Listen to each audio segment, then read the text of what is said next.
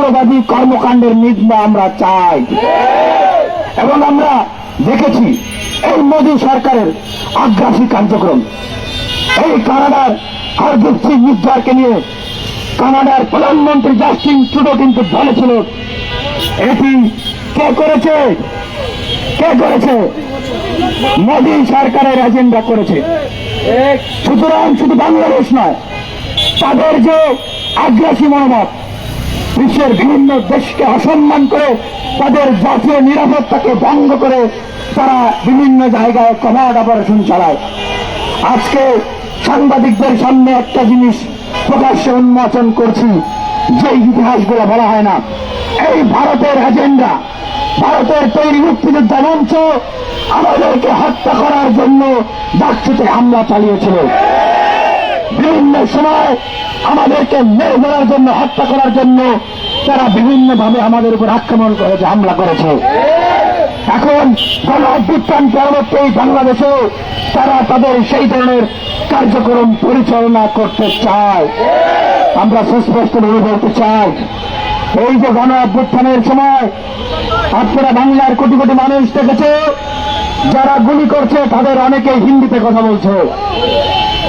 4 August, 5 August, 6 August দেখেছি বিশেষ uniform তারা বন্দুকধারীদেরকে এয়ারপোর্ট দিয়ে বিভিন্ন সীমান্ত দিয়ে পার করে দেওয়া হচ্ছে। তারা কারা? তাদেরকে কে পাঠিয়েছিল? কার জন্য পাঠিয়েছিল? তারা বিজেপি সরকারের এজেন্ট। তাদেরকে পাঠানো হয়েছিল তাদের দাসী কাজের মেয়ে এই শেখ হাসিনা এবং তার সরকারকে রক্ষা করার জন্য। যেখানে আমাদের সাইফুল ভাই শহীদ হওয়ার পরপরই ভারতের পক্ষ থেকে দুঃখ প্রকাশ করা বা নিন্দা জানানো, আসলে তাদের পক্ষ থেকে সুষ্ঠু তদন্তের দাবি করা উচিত ছিল। সেখানে তারা সেটি তো করেই নাই, বরং বাংলাদেশের আভ্যন্তরীণ বিষয়, যাকে রাষ্ট্রদ্রোহের মামলায় রাষ্ট্রদ্রোহকে ষড়যন্ত্র করার জন্য চিন্ময়কে গ্রেফতার করবে তার বিষয়ে উদ্বেগ জানিয়েছে। ভারত থেকে ভারতের অনেক বিজেপি বিশেষ করে নেতারা তারা হুমকি দিচ্ছে, তারা ভিসা বন্ধ করে দিবে, চিকিৎসা বন্ধ করে দিবে, খাবে আমদানি রপ্তানি বন্ধ করে দিবে। আমরা বাংলাদেশের মানুষ যদি না খেয়ে মরে যাই, আমরা দেশকে আপনাদের কাছে বিক্রি করব না।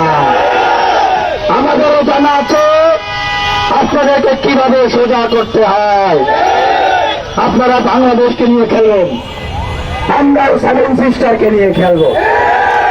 মাননীয় সরকারের প্রধান উপদেষ্টা ডক্টর মোহাম্মদ ইউনূসের প্রথম কথা কিন্তু এটি ছিল।